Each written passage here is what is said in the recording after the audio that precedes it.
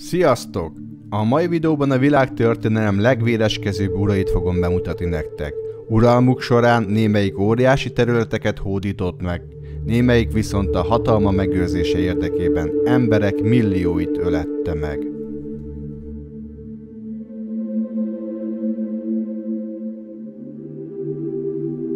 Videónk első szereplője Attila, a hun király, akit az istenostara néven is rettegve emlegettek az akkori birodalmak.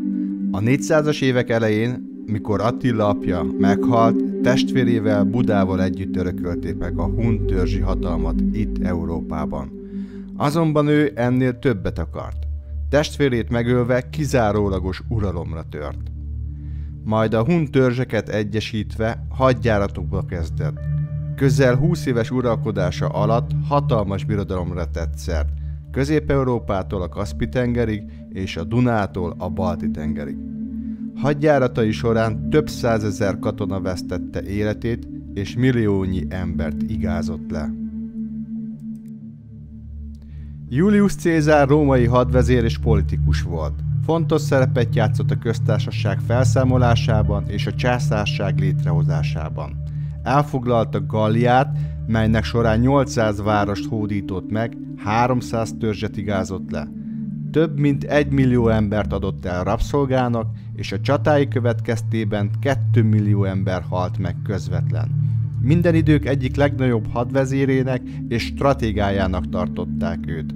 Halálát a történelem egyik leghíresebb merénylete okozta, ahol az ő fia, Brutus szervezésében 27 készúrással gyilkolták meg őt. Bonaparte Napóleon 1769-ben született Korzikán. A világtörténelemben az egyik leghíresebb és legtöbbet emlegetett hadvezér, a franciák császára. Seregei alig több mint egy évtized alatt majdnem minden európai ország ellen harcoltak. Sikereinek sorát a katasztrofális oroszországi invázió törte meg. 1815. június 18-án a Waterloo csatában végső vereséget szenvedett. Hogy soha ne térhessen vissza, a győztes hatalmak az Atlanti-óceán déli részén fekvő Szent Ilona szigetére száműzték, ahol 1821-ben a bekövetkezett haláláig élt. Napóleon több mint 100 csatát indított, és a háborúiban közel 3 millió ember vesztette életét.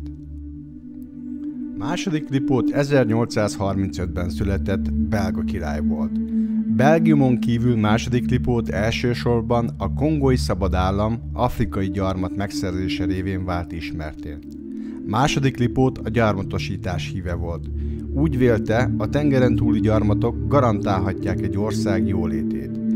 Egy fondorlatos terv részeként sikerült neki a mai Kongó egész területét birtok alá vonni. Ott gumit és elefántcsontot kezdett exportálni a helyi lakosság kényszermunkára kényszerítésével. Aki nem volt hajlandó dolgozni, azt kegyetlenül megkínozták, megcsonkították vagy megölték. Uralkodása során 15 millió ember halálát írnak a rovására. Josef Viszarionovics Sztálin szovjet forradalmár 1943-tól a Szovjetunió vezetője volt. Uralma alatt valamennyi ellenzéki mozgalmat letiltott. Tagjait üldözte vagy kivégeztette. A nevéhez fűződik a világ legnagyobb kényszermunkatáborának, a Lenin által létrehozott gulág kiterjesztése. Erőteljes személyi kultuszt alakított ki, arcképét minden középületben elhelyezték, városokat neveztek el róla, szobrokat állítottak neki. Rendszerint felállva kellett tapsolni, amikor kimondták a nevét a különböző rendezvényeken. Sztálin vezetésével a szovjetek részt vettek a második világháborúban a szövetségesek oldalán Hitler ellen.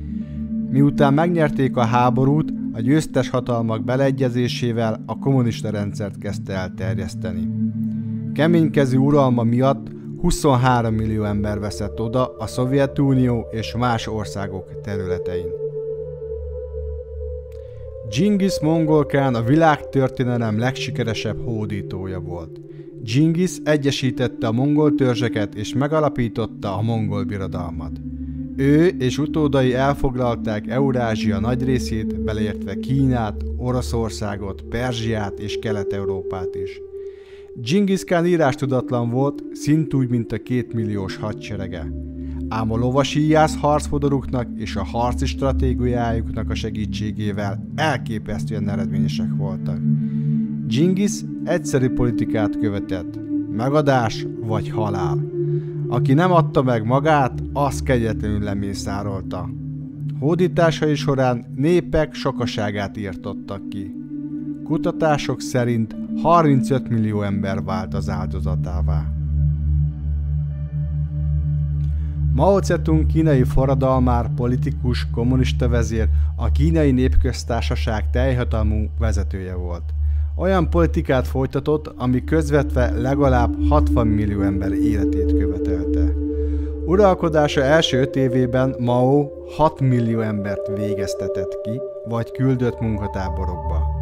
Megszervezte a tömeges elnyomatást, és mindezt azzal indokolta, hogy a Kínai Népköztársaság sorsát akarja biztosítani. Kulturális forradalmat is hirdetett, ami abból állt, hogy az ősi kínai szokásokat üldözte. Szüneteltette az oktatást, és a kommunista fiatalokból szervezett Vörösgárda pedig halomra gyilkolta a tanárokat, a Maóval szemben álló értelmiségieket. Adolf Hitler 1889. április 20-án az osztrák-magyar monarchia területén született egy osztrák kisvároskában. Az első világháborúban még tizedesként harcol, majd megsebesül egy gáztámadásban. 1921-től a Nemzeti Szocialista Német Munkáspárt vezetője. 1933-tól már birodalmi kancellár, rövidesen önkényuralmat vezet be és őrült fegyverkezésbe kezd. 1939. szeptember 1-én megtámadja Lengyelországot, ezzel kirobbantotta a II. Világháborút, ami az emberiség történetének a legnagyobb és legtöbb halálos áldozattal járó fegyveres konfliktusa volt. A világ szinte minden országa részt vett a II. Világháborúban. Becslések szerint összesen 72 millió ember halt meg a háború következményei miatt. Nos, ők voltak a világ legvéreskezőbb uralkodói. Ha tetszett ez a videó, kérlek nyomj egy lájkot, iratkozz fel a csatornámra. Ezzel nagy mértékben ösztönzöl arra, hogy újabb videókat készítsek nektek. Köszönöm, sziasztok!